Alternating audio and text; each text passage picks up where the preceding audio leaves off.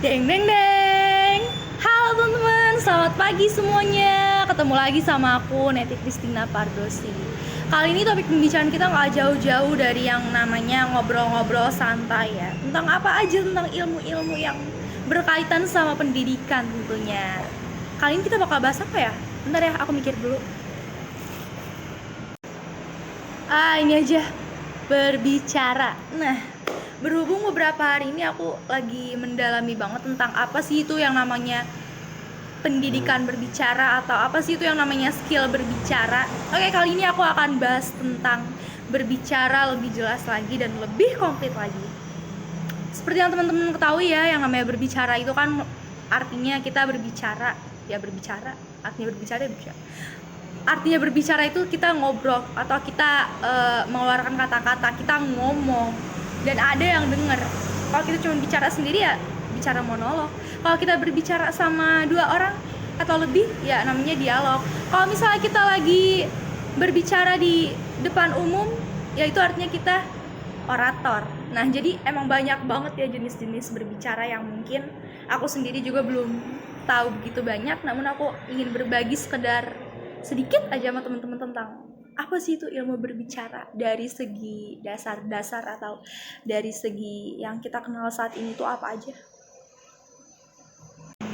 Oke, berbicara tentang seni berbicara ya. Seni itu kan merupakan apa yang ada di dalam diri kita kan, dan itu sifatnya natural.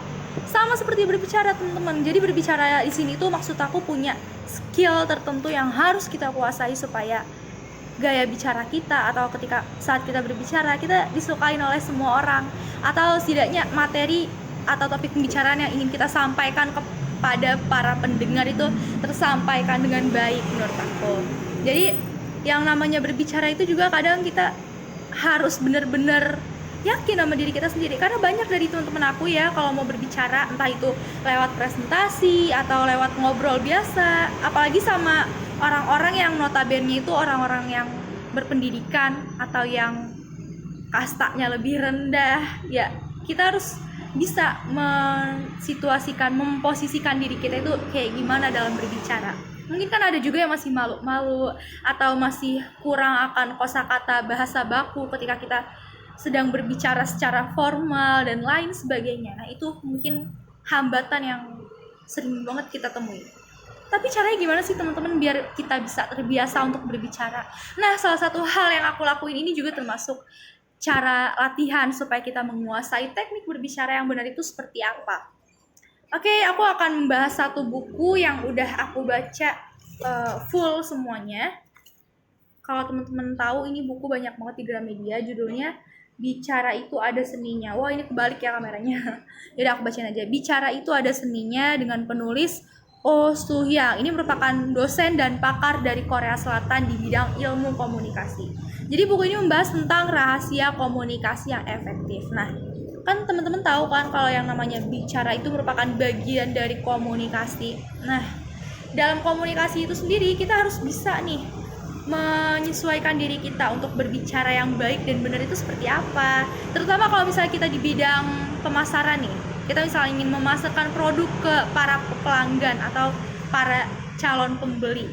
Nah, kita kan harus menguasai ya materi yang harus kita sampaikan kepada calon para pembeli itu kayak gimana aja. Terus juga kita harus bisa memposisikan gaya bicara kita supaya enak didengar, supaya pembeli juga merasa wah ini sepertinya produknya bagus nih. Kita harus memiliki ketertarikan tertentu dan kita harus bisa kita harus bisa memberikan hal-hal yang bisa menarik hati pembeli tersebut, merayu lah istilahnya ya kalau zaman sekarang tuh. Jadi emang benar-benar dibutuhkan banget sih teman-teman yang namanya skill dalam berbicara itu sendiri.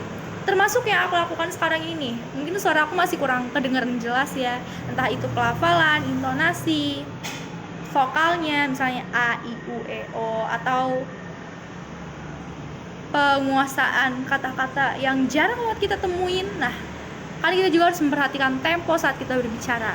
Gimana kita harus menyesuaikan yang dengerin kita itu orang-orang yang masih muda atau udah menengah ke atas. Jadi kita harus bisa juga pakai kata-kata yang sering banget didengar oleh kedua pihak tersebut. Lanjut tentang ilmu berbicara. Ada yang pernah bilang, apa sih fungsinya kita belajar ilmu berbicara? Ya emang ngomong tuh, berbicara tuh udah sering banget ya kita lakukan. Bahkan dalam sehari udah berapa kata yang kita sebutin. Ada yang kalau misalnya berbicara seharian full tuh sampai suara tenggorokannya tuh sakit, sampai kering tenggorokannya, sampai serak-serak gitu. Itu karena dia berbicara. Tapi teman-teman, kenapa berbicara itu penting? Karena berbicara di sini yang aku maksud adalah tentang kebaikan. Maksudku gini loh, kalau misalnya kita berbicara, kita kan harus tahu ya materi apa yang akan kita bicarakan atau apa yang akan kita omongin ke orang-orang. Nah, kadang kita memiliki kesalahan. Pertama, kita salah fakta. Kedua, suara kita nggak kedengeran jelas, jadi orang mana bisa ngedengerin kita ngomong. Lalu yang ketiga, bicara itu kan ada seninya.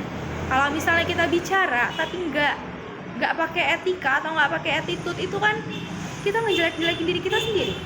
Lalu yang keempat, kalau kita ngomong atau kita bicara pada orang-orang dalam jumlah yang banyak, misalnya lagi pidato atau lagi ada di depan kelas, mau presentasi dan lain sebagainya, itu yang pertama kali harus kita lakukan adalah penguasaan tentang diri kita, dimana kita harus nyaman pada saat membagikan materi atau pada saat kita ingin mengajak komunikasi dengan orang-orang yang mendengarkan kita. Misalnya kalau aku pengen mengadakan suatu acara, terus akulah yang berbicara di situ. Nah, aku tuh kalau ngomong tuh nggak bisa ya orang-orang ngelihatnya kayak gini, tapi orang-orang yang dengerin aku tuh harus ngeliat aku semua. Aku akan merasa lebih pede. Tapi ada juga tipe orang yang kalau misalnya kita lagi ngomong, kita nggak mau diperhatiin, udah kalian lihat-lihat ke arah mana kayak gitu biar gua kagak diperhatiin. Itu termasuk aku juga kayak gitu. Nah, kenapa itu terjadi? Itu karena kita nggak pede, kita kurang melatih kepercayaan diri kita. Nah, misalnya aku juga nih kayak sekarang nih ngomong di depan HP, atau aku jadiin SW, SG, dan lain-lain, aku upload di Instagram, YouTube, dan lain-lain. Ini kan aku konteksnya ngomong di depan HP, jadi aku nggak malu. Tapi nggak tahu kalau kita misalnya ada di dunia yang benar-benar nyata, ketika aku berdiri di depan orang banyak yang ngedengerin aku.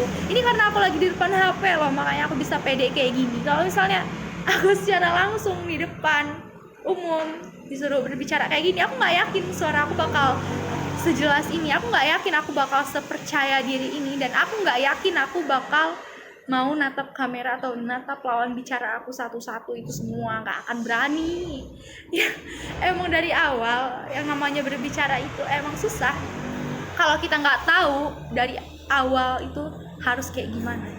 Kalau kita pengen berbicara yang enak didengerin, itu suara kita harus nadanya kayak gimana, riang gembira atau enggak, suasana yang harus kita bawa biar orang-orang tertarik untuk mendengarkan kita berbicara itu kayak gimana. Jadi ada banyak banget rahasia komunikasi yang efektif. Itu juga baru sebagian kecil. Kayaknya masih ada lagi teori-teori lain tentang komunikasi atau berbicara yang mungkin belum kita kuasai saat ini. Intinya teman-teman, kalau kita mau berbicara, kita harus memperhatikan siapa lawan bicara kita, siapa orang-orang yang ingin kita ajak ngobrol, atau berada di mana posisi kita saat kita berbicara. Di kalangan muda kah? Atau di kalangan usia menengah ke atas kah?